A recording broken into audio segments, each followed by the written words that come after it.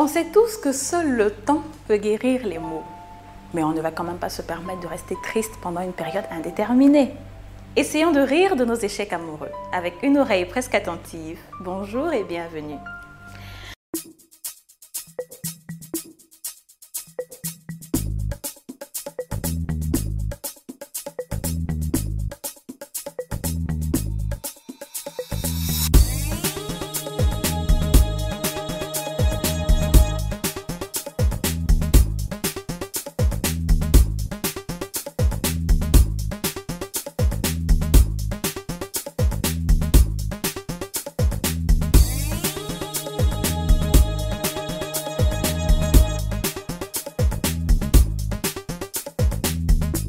Aujourd'hui, je tiens en main déjà la lettre de notre internaute. Je tiens la lettre en main parce qu'il a tellement insisté à ce que je lise sa lettre. Nous allons ensemble découvrir le contenu. Bonjour Kadi Touré. Je vous écris parce que je suis à bout. Toi au moins tu es arrivé à bout. Je suis un homme de 35 ans. J'ai toujours voulu me marier très vite car je suis une personne très sérieuse et j'aime agir en tant que telle. Je savais. Vous n'avez pas remarqué que depuis là, ce sont les hommes sérieux qui écrivent. C'est-à-dire pour une fois que les hommes sont sérieux là, ils écrivent. J'attends au moins un homme qui va envoyer une lettre pour dire « Oui, j'ai déconné, je suis comme ça, je suis mauvais. » Comme ça, on va voir un peu. J'ai rencontré mon épouse il y a 5 ans de cela lors d'un stage qu'elle faisait dans ma société. Je suis tombée sous son charme et une chose entraînant une autre, je lui ai demandé de m'épouser, ce qu'elle a accepté avec joie. Ça ne peut être qu'avec joie. Nous sommes maintenant unis depuis 4 ans. Mon épouse est de famille modeste, une jeune fille battante et ambitieuse qui n'a pas eu la chance de naître avec ne serait-ce qu'une cuillère de bronze dans la bouche. En gros, ça veut dire que sa femme est pauvre. Ça veut dire qu'elle n'a rien, tu comprends? C'est ça qu'il appelle bronze. 6 mois après notre mariage, ma belle-mère a décidé de venir s'installer chez nous, sous prétexte que sa fille de 26 ans était trop jeune pour gérer son foyer. 3 mois après la venue de ma belle-mère, celle-ci fit venir une nièce à mon épouse, sous prétexte que mon épouse et moi allions au travail et qu'elle n'a personne pour causer, selon ses propres termes. Oh. Entre parenthèses, il y a une servante et un gardien à la maison.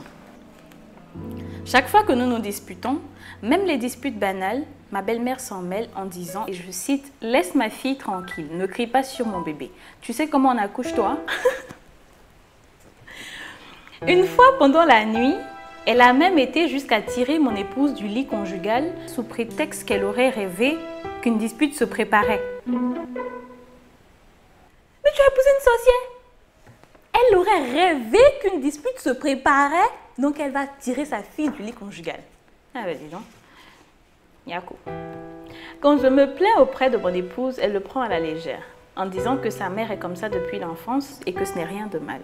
Mais moi, ça me perturbe.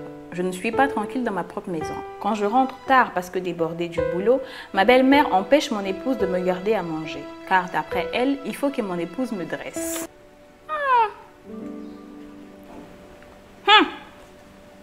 Je passe par vous aujourd'hui parce que mon épouse suit votre émission, car vous êtes son actrice préférée, elle vous admire beaucoup. Je souhaiterais donc qu'elle entende votre point de vue sur notre situation, car elle saura que ça vient de moi quand vous commencerez à lire, afin qu'elle arrête de prendre cela à la légère. Je l'aime énormément et je ne veux pas la perdre. Mais ma patience a les limites et je ne suis pas loin. PS, je suis prêt à louer un appartement au standing pour ma belle-mère et sa petite fille, pour qu'elle nous laisse tranquille. Il est trop bien ce gars-là. Mais ça là, c'est un gâchis. C'est un bonheur gâchis. Parce que tu as un mari comme ça. Tu as un mari de 35 ans qui est sérieux, qui veut se marier. Qui après combien d'années, ça fait quoi, 5 ans déjà, vous êtes ensemble. À 5 ans, généralement, les gens sont en train de commencer à laisser leur femme. Si ta maman avait bien géré son foyer, là, tu ne penses pas qu'elle serait mariée en ce moment, là? Tu ne peux pas prendre conseil de quelqu'un qui est soit divorcé, soit qui excuse-moi, mais qui est seul. Un mariage, c'est un homme et une femme. Ce n'est pas une fille et un garçon. Ce qui veut dire que l'homme et femme, c'est des adultes. les gens qui ne sont plus sous l'autorité de la famille.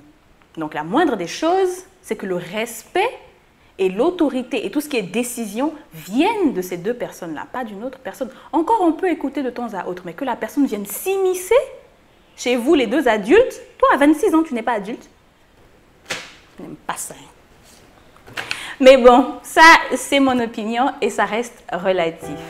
Si vous voulez faire partager vos opinions, vos avis, vos commentaires, vous pouvez laisser un message juste en bas de l'émission, ce sera un plaisir. Parce que très bientôt, dans nos prochaines éditions, nous allons sélectionner un internaute qui ça sera juste là, à ma droite, avec qui nous allons rire et partager beaucoup de choses. Merci.